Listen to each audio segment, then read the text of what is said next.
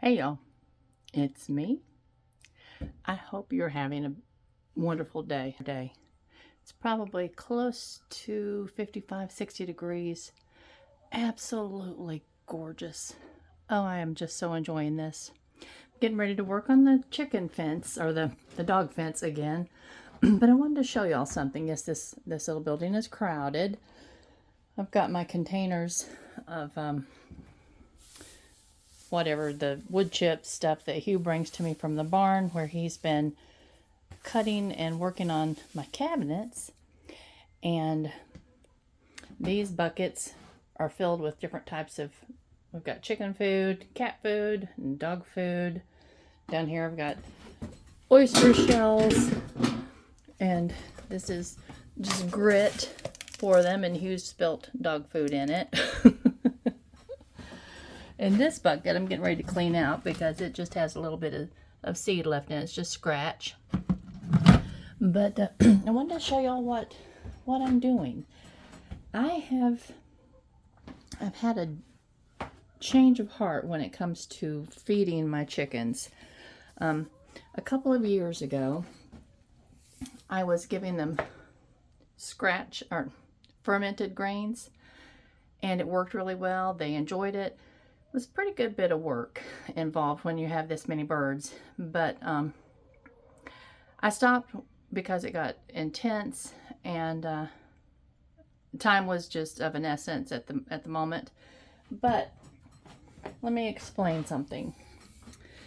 You cannot even find pellets hardly at all anymore. This is crumbles, and I'll show you when I take it out to the chicken yard. The crumbles, let me show you up close. They just seem to get wasted so easily. And this bucket, or this particular can, filled completely up, it will hold 3 50-pound bags. And so to get a good quality feed, that's close to $80. And they go through that container filled 2.5 times a month, I guess. But here's the new plan. All right. Fermenting. I'm going to be fermenting the whole oats, maybe some different types of whole grains, the cracked corn, and the black oil sunflower seeds. And the way that I'm going to assure that my chickens aren't losing out on any kind of nutrition that they need, because these food companies, they just make you worry that you're not providing everything that they need. And let's go over here and look at them. Are you guys starving to death? Are you starving to death? I don't think you look like you're starving to death. I just don't. Let me see. That's kind of fuzzy through that screen. They're not starving to death. Look, over there's Ferdinand. Look at him. He's getting his tail feathers back. And they're gorgeous. This is already, what is this? Not even the end of the first week in December. And they've grown back out that far. So yay. And there's George. He's a booger. George is just a booger. That's all you can say. All right. So back to the feed. So I've been trying to refresh myself and remember how much they need in order to get plenty to eat. And another thing with the fermented food is that you have prebiotics that build in the food. It's more bioavailable to them because the husks on like the whole oats, those sorts of things, there's inhibitors in it that cause it to just kind of pass through, not fully digested. So they're not getting the value of the entire grain if it isn't fermented. So what I will do in each of my little buckets, and I had 4 at one time when I was doing it full time, and I just have these 3 now, and that one that I've got to clean up. That one over there is not a food grade. But anyway, I will add to each bucket. I'm going to start out with like 25 cups. I'm thinking that that will probably be enough for my birds. Chickens are supposed to have about a half a cup a day. My geese are supposed to have about a cup a day. The ducks, I can't really find good information on them. I'm reading that they're supposed to have a cup a day, but I'm thinking that's probably the larger domestic ducks, and my ducks are mallards. They just kind of don't want to leave, so they're sticking around. So I don't think they'll take any more food than the chickens.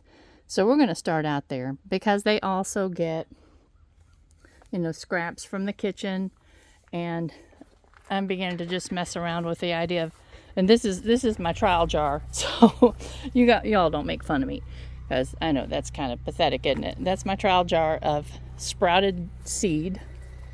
But and then another thing that I'm going to attempt is fodder. I've been watching. I've got to clean that up and put it back on my porch because the dog's carrying a lot of mud from the dog lot. But that just ended up getting thrown over here when one of the dogs puked on it, and it's not been washed out yet. Oh well. Yes, I put things off that I shouldn't. But anyway, as you can see, look around the feeders. See all that grain? It's a mess. It's a mess, and that's waste. What they toss right there on the ground, they'll probably never touch again. Now down here, on the other hand, I gave them 2 mason jars filled with ferment that I've been fermenting just on the kitchen counter. That one was turned upside down, so you can see it didn't all get eaten. But there's not any waste, and even what's on the ground right there, that little bit, somebody will come back through and clean it up. All right, let's see what these guys think about these sprouts. Where's everybody at? Is everybody napping? There's not many chickens out here today, just a few. They said Mom usually comes out with something for us to eat. Let's go see what she's got. All right, babies. Check. Oops, sorry. I didn't mean to scare you. Check this out. Let's see if you like it. I've never given them sprouted grains before. Throw some back there for... That scared him. I'm not giving you any. You're a turd. Well, apparently Ferdinand's not going to try any. Let's give him another. Here comes some more girls. Here, girls. I don't think they like having sprouted grains thrown at them. There comes some more. They just keep coming out of the woodwork.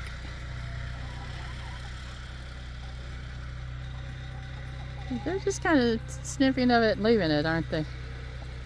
I don't know. The sprouts may not be as successful as the ferment. I'm pretty certain that the fodder will be good. We'll come back through in a little while and see what they've done with it.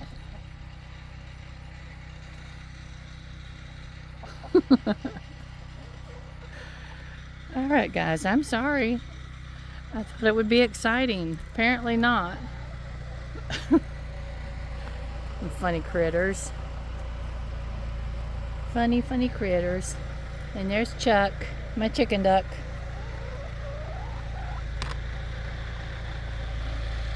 They're so much fun. Everybody should have chickens, y'all. Just saying. Let's sneak down here and look at these crazy geese having their afternoon siesta. They might wake up when I get closer.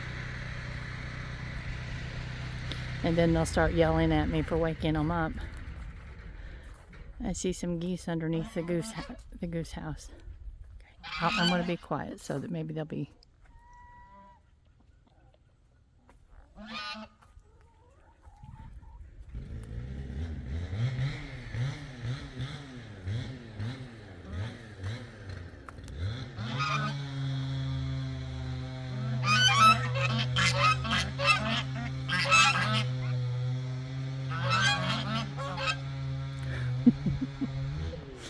No, I didn't sneak quietly enough. All right, little turds. So I see that Hugh just tossed me a load of 2x4s across my fence. Yay. I've got to come out. I'm going to get ready to continue on with the dog lot, the enclosed area. All of this brush will go away this spring. And I think I know I've already told you, but that's where I'm going to be putting like little raised beds all along that fence.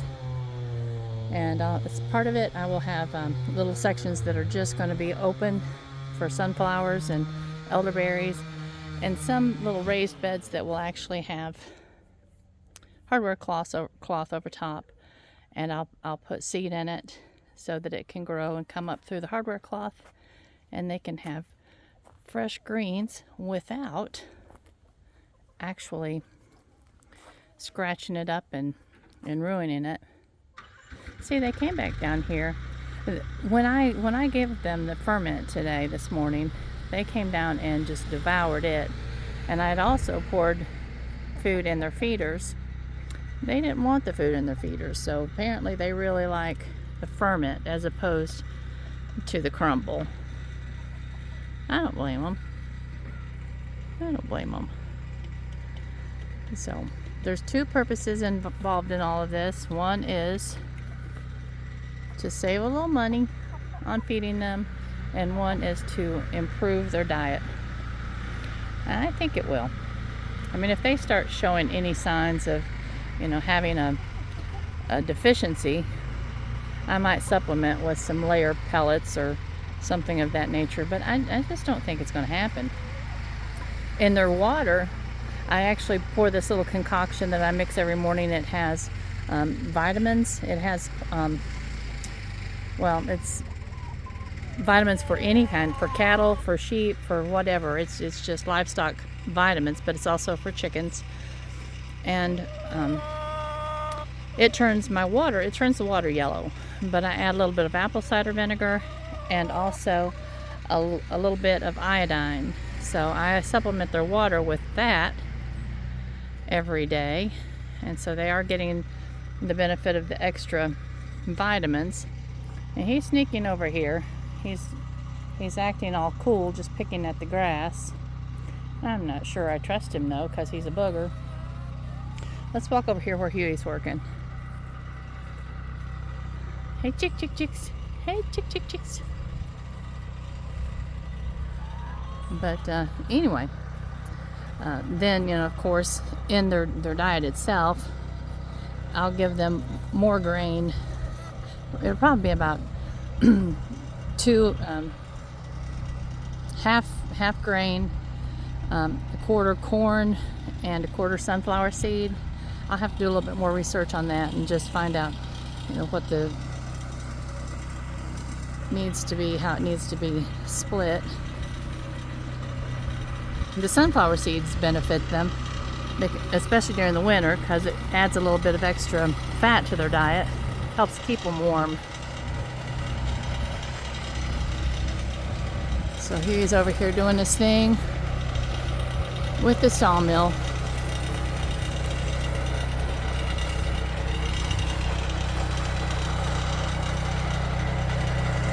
This pile actually just goes in my compost because it's hard to get it dry enough to go in the chicken house. But it's good to layer it between the cow manure and the vegetables and everything. This would be considered, if it's from a dry log, it's considered a brown. The cow manure is always considered a green. And we don't have any freshly sawn trees here, so it would definitely be considered a brown. Got little piles of timber, of logs all over the place. I see these and I'm thinking of all the things I want to build. Poor Huey. It's a good thing he enjoys working this contraption.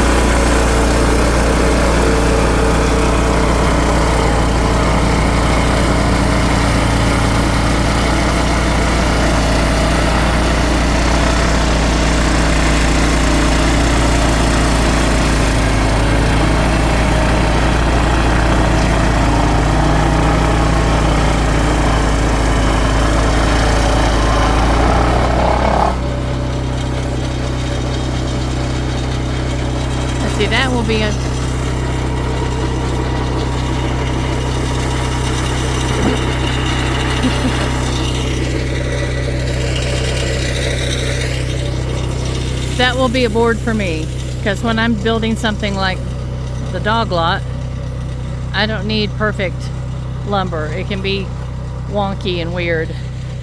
So, yay. Yay. It's too loud over there. I hope he has some ear protection in. He's usually pretty good about that. All right. And you can see that on the back of Aaron's dog lot, that right now we just have a tarp over it. Aiden and I bungeed it to the fence because that particular piece of fence doesn't have the chicken wire on it, and if anything gets up against that, then the little dogs in that end of the house do try to pull them through the fence. That's not a good thing. Yeah. We have clutter everywhere, but it's slowly getting carried to the right location. Oh gracious. This isn't all our clutter. Part of it was here before we got here because my mother-in-law had rented out a lot of this. Well, she had rented out the land. Hugh was working full-time before we moved back, and she rented it out. So a lot of the clutter that's here preceded us. That's all right. We'll get it. We'll get it. See, there's the crumbles. And they're just not really a fan when they're given the option of something fermented. All right. Well, when I do the fodder this week, I'll bring you all along, those of you that want to join me. I left my chicken scrap bucket out here this morning.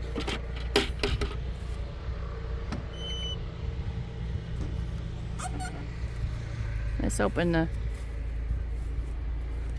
nesting box door and see what these girls are doing. Well, there's some eggs, but there's not any girls in there. Oh well, they must all be out picking right now. Okay. And I hope I was clear on what I was trying to do this morning. I feel like I was, or this afternoon. See, I'm just befuzzled. Is that a word? It is now. I'm befuzzled. But anyway, just as a recap, my buckets, I'll keep 3 going at a time because I don't like the ferment to go past 3 days. With my chickens, I've noticed that, you know, when I was trying to do 4 days worth, so I probably won't need an extra bucket. They kind of got a little bit resistant to it. I don't think they like that really sour taste that starts developing on that 4th day. So just 3 buckets will be plenty. The only thing you have to do is just make sure you keep water over the top of it. You keep a lid on it. Let me grab my hat. You keep a lid on it so that, I don't know, just because, not tight. You can't put it on tight because the gases that it's giving off will cause problem. It'll just leak up over the top and down the edges. And just keep it stirred a couple times a day. And then on the day that you're ready to feed, you just strain it and toss it out there and let them enjoy. That's a good thing. That's a good thing. The mint is still doing really well. Yay. I see a kitty cat asleep over here in the sun. Yep. Hi, darling. That one's name is Tux. His name is Tux. The rest of them are all calicos, and they're all, we're assuming female. I don't think the calicos are any flavor other than male. But I had noticed a couple of days ago, before the rain set in, that it's been warm enough that the roses are all putting leaves out. So they did all survive their little move. And they should absolutely come to life, even as cold as it has been. Oops, my bird feeder turned over. as cold as it has been, they decided they were still going to put some leaves out. And this one, you can see all the red on their branches, so they're happy. They would be all just brown if they were not. But you can see where they got nipped last night because it was cold. Cold. I came outside and it was just almost looked like it had snowed. But anyway, well, I am putting off going back and working on the dog lot. Yes, I am. I'll admit to it. There comes a kitty cat. Hi, darling. And I have noticed, if y'all have paid attention, when I increase the, the long range lens, then the sound becomes kind of muffled. So I'll try not to do that any more than is absolutely necessary. But sometimes I do want y'all to see something that's further away. You'll just have to guess at what I'm saying, I suppose. Or I'll try not to even talk during that moment. I'll explain it before or after. There she comes. This one, her name is Reba. Chelsea says because she's fancy. She's a pretty little thing. Hi, Reba. What you doing, darling? Yes, I know. What do you think? Where you going?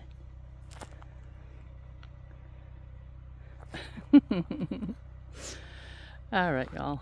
Well, just wanted to say hi today, and so I found an excuse to do that and thought I'd talk to you about chicken food. What a topic. I hope people don't tune into this channel with the label I'm giving it, thinking that I'm going to be able to teach them something. This is just me chatting with my circle. But I hope your day is beautiful, and I will talk to you soon. Bye-bye.